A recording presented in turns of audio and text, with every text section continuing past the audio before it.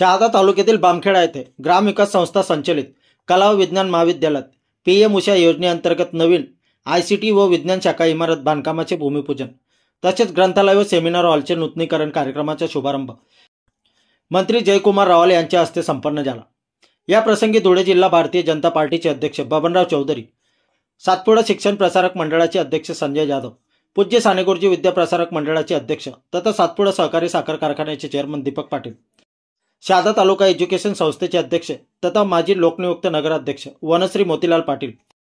जिल्हा परिषदेचे माजी उपाध्यक्ष जयपाल सिंग रावल, एन मुक्ता संघटनेचे अध्यक्ष डॉक्टर नितीन बारी, कृषी उत्पन्न बाजार समितीचे सभापती अभिजित पाटील, पंचायत समितीच्या सदस्य चंदनाबाई पानपाटील, बामखेडा सरपंच मनोज चौधरी, तहसीलदार दीपक गिरासे, नायब तहसीलदार शैलेंद्र गवते, गट विकास अधिकारी विकास राठोड, ग्रामविकास संस्थेचे अध्यक्ष पी पटेल, उपाध्यक्ष डॉक्टर के चौधरी, सचिव अप्पासाहेब बी चौधरी, संचालक किरण चौधरी,